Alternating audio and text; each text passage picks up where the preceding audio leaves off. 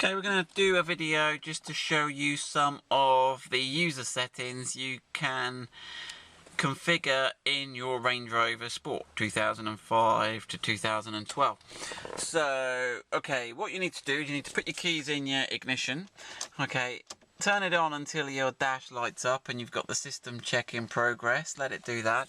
And then you need to press this little I button on the end of your headlight stalk. So if we press that in, okay, we should give us, we've got the range there, fuel, average speed, okay, and we should come eventually to this screen here that says settings, okay, and you can see here you've got this little enter button. Now the two little symbols next to that actually relate to these two buttons on your right hand steering wheel controls. Okay, so if we press the one pointing right, we can actually enter the settings menu. Okay, so what I'll do first is go through each of the main top level. So you can set the distance your trip unit is counted or recorded in. So you can see that says miles, and you can toggle that. If we just go to the next one, we'll just skip through them quickly. The other thing you can change is the fuel usage units. We're currently in miles per gallon. We can change that. The other thing you can change is the temperature display. We're in degrees Celsius at the moment. The other thing you can change is the overspeed warning. Okay. The other thing you can change is the headlamp delay. And auto door lock is another thing we can configure.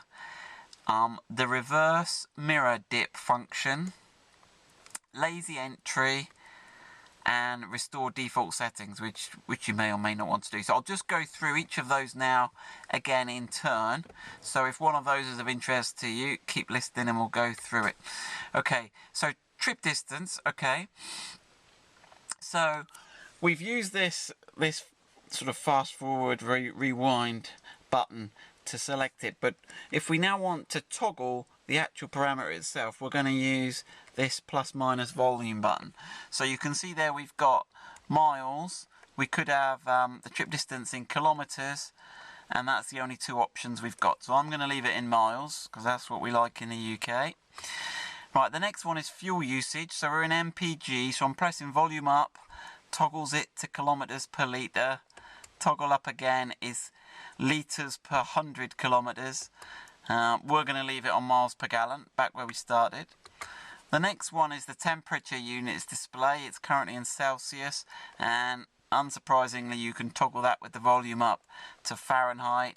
Press the volume up again and it toggles it back to degrees Celsius. Okay, the overspeed warning. So this is if you exceed this speed, you will get a slightly annoying binging tone. So we can actually configure this for, it's off at the moment, and by pressing volume up we can go all the way in 5 mile/hour steps. I think as you get higher it jumps 50, 55, 60, 65, 70, 75, 80, 85, 90, and I think we can get all the way up. We did this earlier, didn't we, Tom? We got up to 140. And I think after 140 it goes off, toggles back round to off, so you can select that. Headlamp delay, so this is when you leave the car, you lock it up at night on your drive, and it's a function sometimes called follow me home lights. So you lock the car, the lights will just stay on for a predetermined time just to let you get to your front door. So at the moment it's set to 60. If I go volume down it goes to 30. But just so you can have 120 seconds, 240 seconds, and then back to 30. So we're going to have that at 30. Okay, auto door lock. So this is actually the speed related door lock. So as you drive along, you can decide whether at the speed of, I forget what it is in the manual, but it's something like, well, can you remember what it was? It was like 10 kilometers an hour. The doors will automatically lock. It's a security feature which you can have off. We're actually going to toggle that to on. Actually, we'll have a bit of that. The next one we've got is the reverse dip. So this is your door mirrors will dip as you select reverse, which is useful if you've got expensive alloys and you're reversing round by a curb and you want to make sure you don't curb. And we're actually going to toggle that. It was off on our car. We're going to toggle that to on. We'll try that out. Okay, and that's just the two options you've got there, off and on. Okay, the next thing we're going to look at is lazy entry. So lazy entry is, we had to read this up in the book, we didn't know what this was, but this is actually, you can program the seats. It will memorize the seat position and the steering wheel position that you last had used with that particular key. And when you then unlock the car with that same key, it will move the seats and the steering wheel position to the last used, and also the mirror position as well. So it'll actually, if you've got if there's a couple of you driving the same car, then you'll know that when you unlock it, everything will be just as you left it. As if by magic. So that's quite a cool feature. We're going to have that one on. Okay. And then restore default settings, we're obviously not going to do that because we've changed all of ours.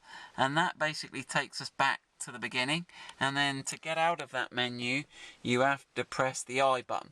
Now, one thing to note, if you're driving along and you've got the ignition on, the engine running, you will not get that settings option.